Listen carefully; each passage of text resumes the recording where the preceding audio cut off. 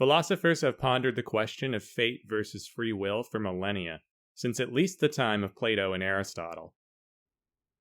Are we really free to make choices and chart our own course in life? Or is the decision-making process merely an elaborate illusion, when in reality, everything is already predetermined? I believe that the short answer is, paradoxically, both. And that therefore this is yet another false dichotomy, as these either-or scenarios usually are. On the one hand, we all intuitively feel that we have free will, because we make personal decisions every day and can imagine things playing out very differently had we made another decision. This is about as common sense as it gets, and it's sort of the default assumption of the average person, for good reason. Even if science manages one day to decisively prove that free will is an illusion, well, on a pragmatic level, it actually doesn't matter all that much.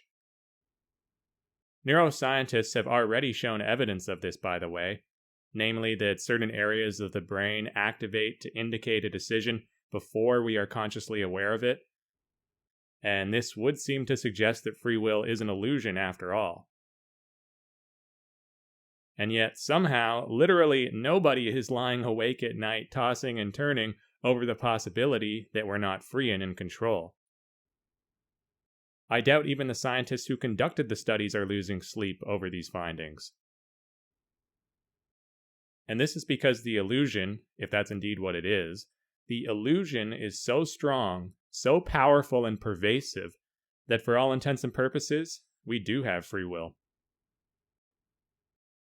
Now, if that sounds trite or like a cheeky cop-out, it really isn't meant to be.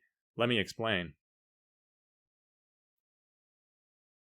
See, as human beings, we are bound to our own subjective perspectives, and this will always trump whatever the so-called objective reality dictates.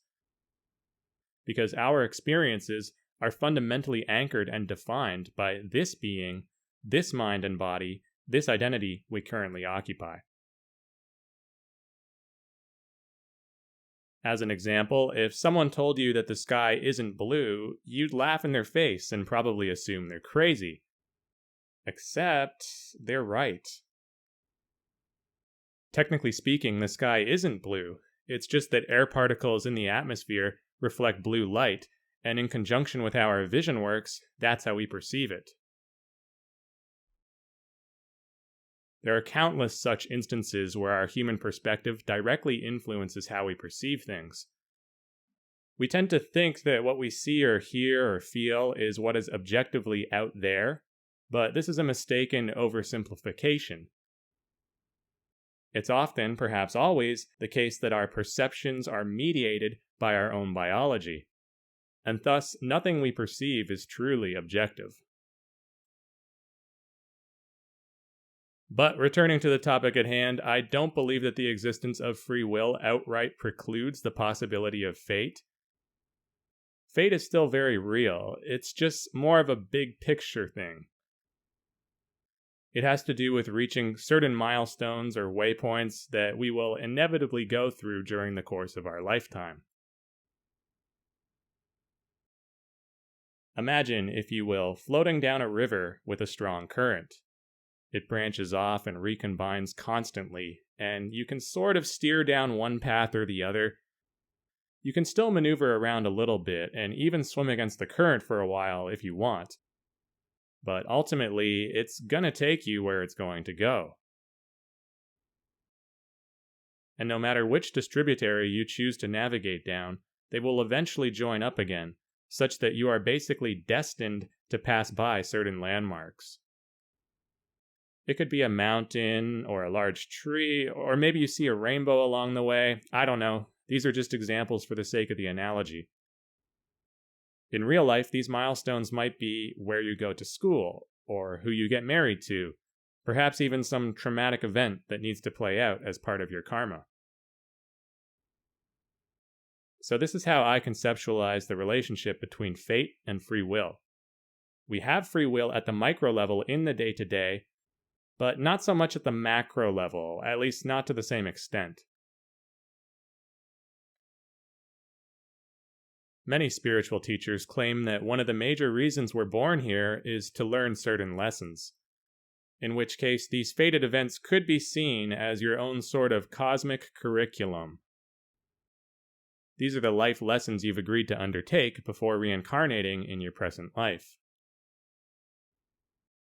And it's likely the case that how these lessons manifest or play out exactly is not set in stone. If you need to learn about forgiveness, for example, this could be accomplished in many different ways.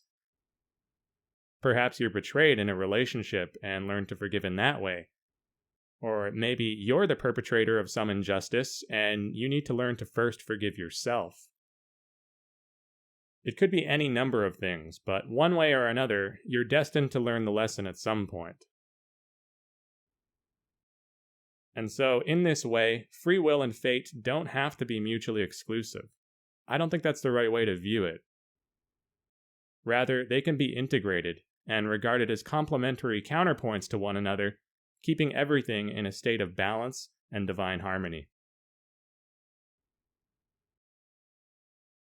As always, thank you for taking the time to watch, and please let us know your thoughts in the comments below.